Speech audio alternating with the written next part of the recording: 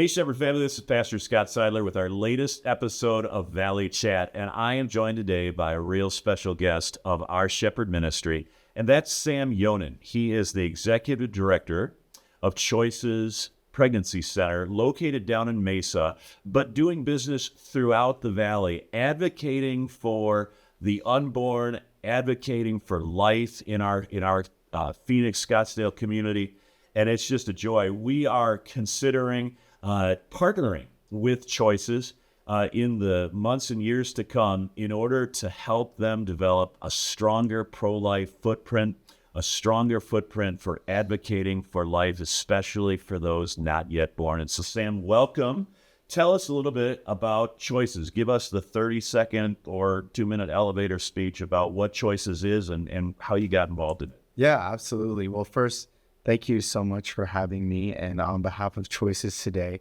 And I just want to thank you, just in the little time we've gotten to know each other, I just get a great sense of the heart that you have and this church has for the local community around us.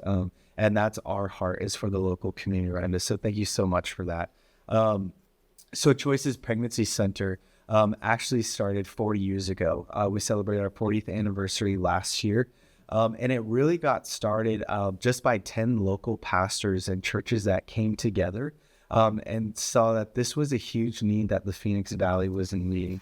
And so while we don't have one association or one tie to one denomination or one church, we will partner with any Christian denomination that values the sanctity of life and is wanting to get involved in this ministry and wanting to make a local impact for the young women and young men that are in an unplanned pregnancy or unintended pregnancy, and those that are suffering from a past abortion still as well. And so we have 3 medical centers all throughout the Valley right now. So one, as you mentioned, in Mesa, we have a Phoenix center, and then we have a Glendale center as well, all providing free medical services for our clients that come through, including medical grade pregnancy tests, ultrasound appointments. We do options counseling. We do post-abortive counseling. We do the abortion pill reversal, which is a great service we can offer now. And then our only low-cost medical services are STD and our STI testing. But even with that, it's significantly undercut from the going rate at a Planned Parenthood or another clinic. And so that just means that we can reach more people that way and meet their medical needs. But because we're faith-based, we can meet their spiritual needs as well. Love it. I've appreciated learning language from you. And one of the things you intentionally endeavor to do when you're talking about Choices is you do not use the phrase crisis pregnancy.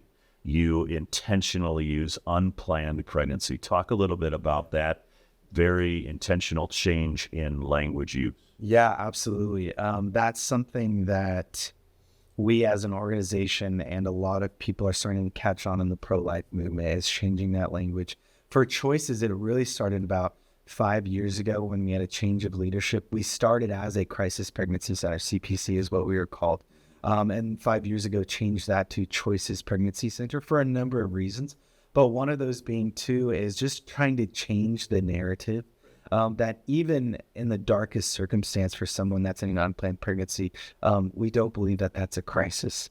And so we're all about trying to change that narrative that, again, even in the darkest circumstance for someone, this new life is still a blessing for someone, can be a blessing. And so we're just trying to help them connect those dots. I love that. And then the other factor that really intrigues me about Choices is that you are, decidedly non-political. You're really intending on helping people. So there's many different aspects to the pro-life movement, to advocating for life.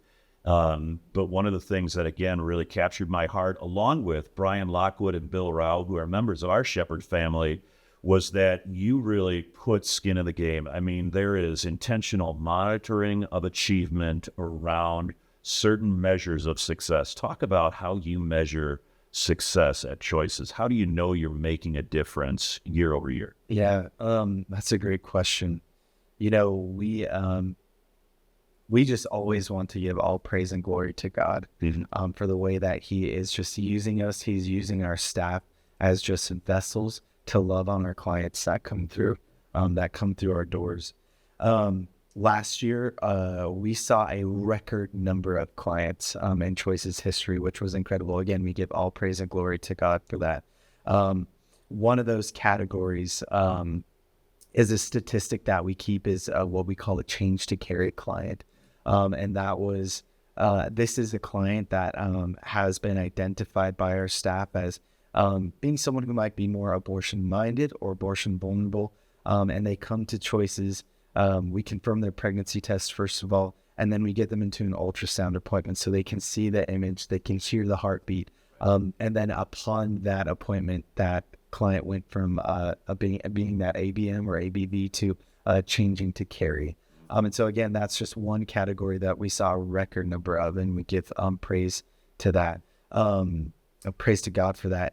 You know, apart from the medical side, because again, we meet their medical needs, but the spiritual side of it is great too. Last year, we saw a record number of clients that decided to give their lives over to the Lord. A record number of clients that were the prodigals coming back. They had faith at one point in their past.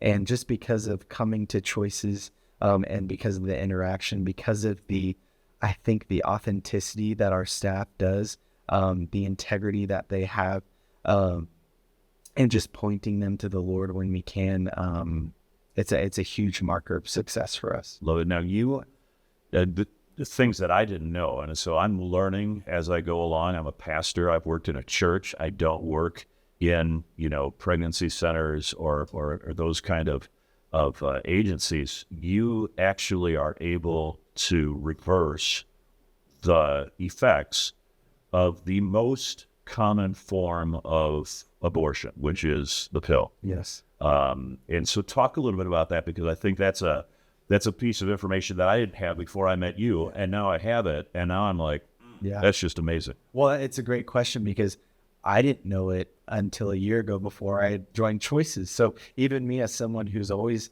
believed in defending the sanctity of life, even I didn't. I haven't even known some of the knowledge now that I didn't have a year ago.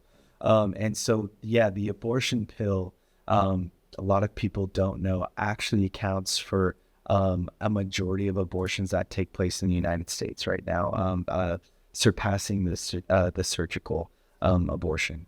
And there's a number of reasons for that. One of them is the accessibility. Another reason is it eliminates a huge guilt factor for a lot of people, which makes a lot of sense. We are very grateful that we can raise awareness about the heightened risks of the pill while also reversing it, offer the service to reverse it. One of the things that we push back on, which is so dangerous, the dangerous narrative around the abortion pill, is this narrative that our culture and, even unfortunately some lawmakers have made, which is, women you can get a hold of this pill and it's one and it's done. Not encouraging women to confirm a pregnancy, not encouraging them to see a doctor or get a medical consultation. And so what they come to find out, unfortunately, is that it's actually two pills. So they take a first pill, which basically shuts down the development of the pregnancy and nutrients going to the baby. And then a second pill that they take begins a forced labor. And so for someone that has not seen their doctor, that has not confirmed the pregnancy, that has not gone to a doctor's office, to not know how far along they may be in that pregnancy, and then all of a sudden being in a forced labor in their bathroom or in a public restroom or wherever it may be at that point alone, is just, it's a terrible situation. It's a dark situation for that young woman to be in. And we hear more and more cases even around the country of women that, again, because they're not encouraged to see their doctor to confirm this pregnancy, come to find out they've had an ectopic pregnancy. And by the time they take that second pill, they're dead. That means death for them. And so that this single topic alone just goes back to everything we believe at Choices, which is that is not real health care for women, and women deserve better than that. So we're grateful we can offer the reversal, which is really incredible. It is not something manufactured in a lab. What it is just progesterone, which is a natural hormone a lot of women have to take in. as part of prenatal care anyways. And so when we get an APR client that comes in, we will give them one dose, which kickstarts nutrients going to that baby again, and then a second dose, which is made to supply for the nutrients that was lost over that time. And the amazing thing, too, is when Choices was looking into offering this a little bit over a year ago, we were told by pregnancy centers across the country that we'd be lucky if we got one call a year for a reversal. Last year, we had 10 APR clients and 8 were successfully reversed. And so that's just another number that we just give praise to God. Yeah, little steps, incremental steps make ultimately a big difference. You partner with churches around the valley. How are ways in which you get church members, Christians, involved in the work of the ministry? Yeah, it's a great question. It's something that even though it's my role to oversee church engagement, it's something that somehow I get more passionate about every single day, and getting the church to be passionate about it. So typically the way that a relationship across the board pretty much looks like between a pregnancy resource center as the church is the resource center going to the church and saying, hey, do you want to write us a check, or do you want to do a baby bottle drive, which I never want to undervalue a financial gift.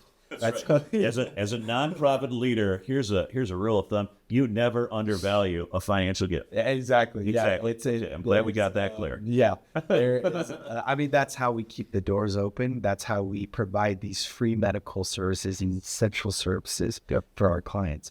But when I came on, we did a lot of time to think and pray about how we can make it more of a transformational partnership or an alliance between Choices and the local church.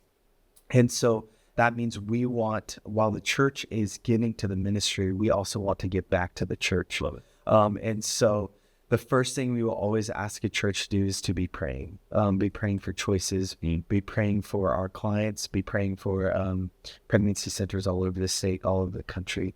The second thing we will ask is a church can be a giving church, so be that financial partner for us as we can continue to reach and impact people's lives. And then the third way we want to bring the church in is by asking anyone who's passionate, wants to get really muddy with the ministry, is to volunteer with one of our many volunteer options that we have in a range of positions. The ways that we feel like we want to give back to the church is by a couple programs. One of them is our Church Connection program. So like I mentioned, we have a number of clients that at some point in their time with us decide they want to give their lives over to the Lord. So we're not a church. And so we've been identifying local churches that we can send clients to, like Shepherd of the Desert, and say, hey, here's a church. Hopefully it's a local for them.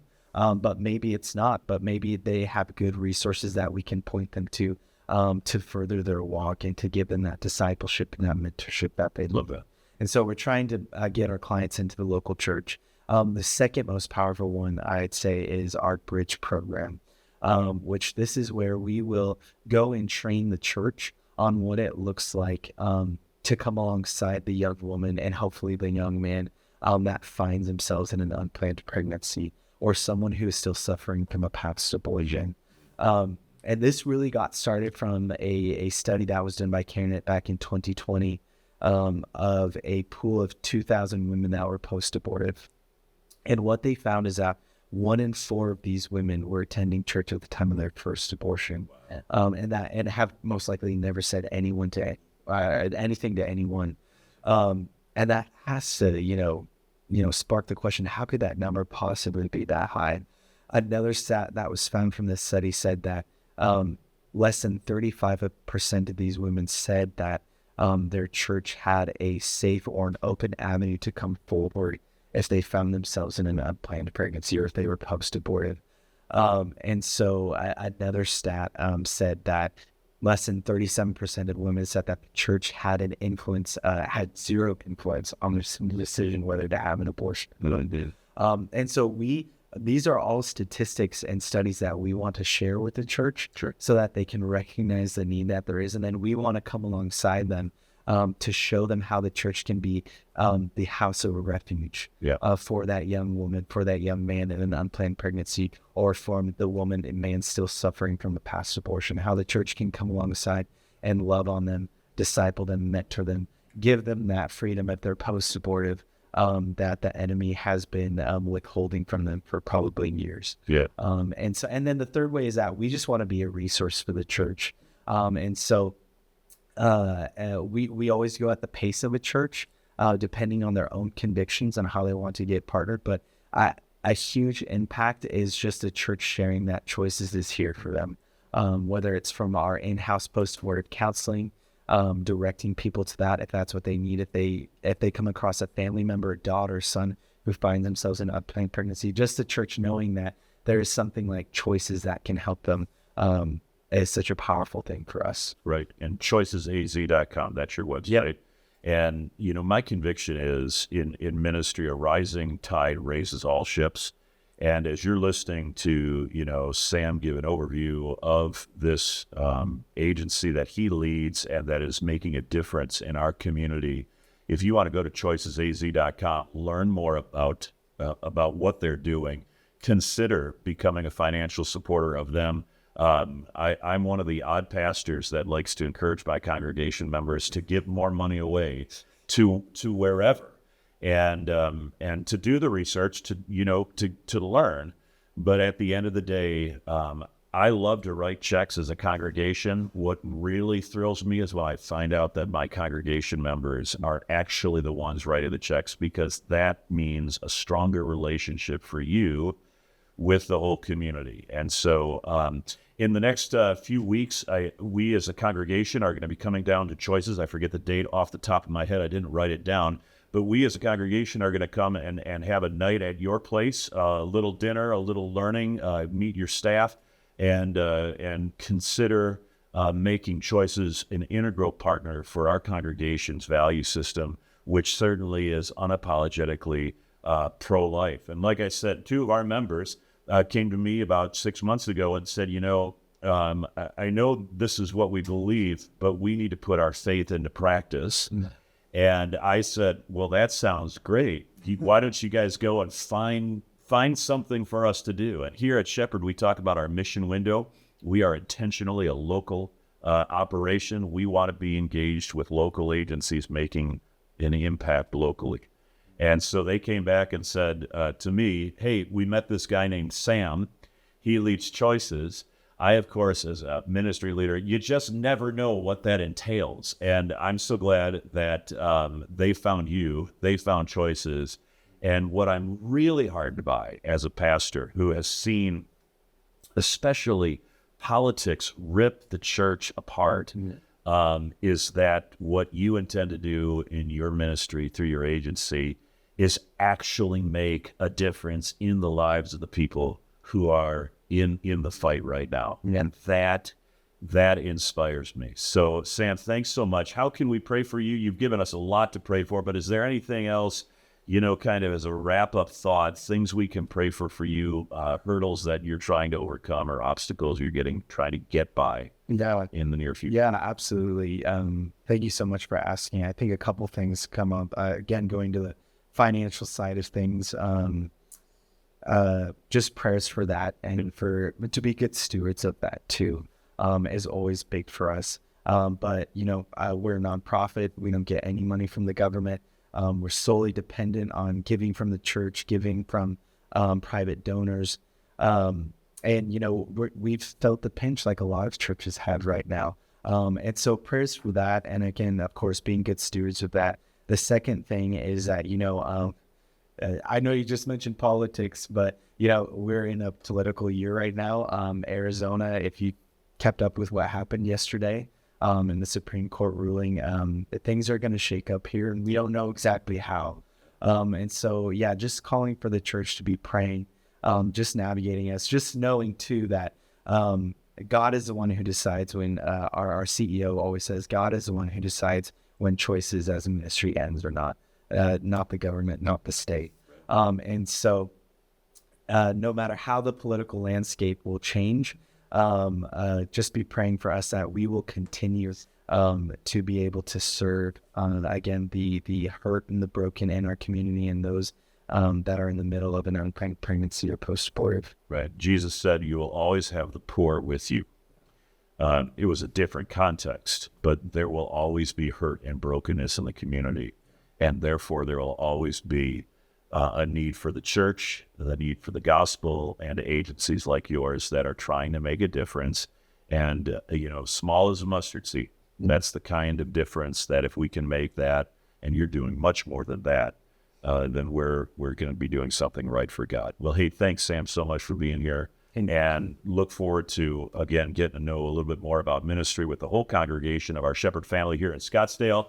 And again, if you've got interest or questions, you want to get connected with Choices, choicesaz.com. The Sam Yonan is the guy I'm talking to, and he is just a delightful person with a lot of the insight and a lot of energy and zeal for making a difference in these very, very important, life-changing moments for young men and women. So thanks, Sam. Appreciate it. Thanks again for joining us, Valley Chat. Look forward to talking with you again soon. I'm Pastor Scott Seidler, and we'll see you later.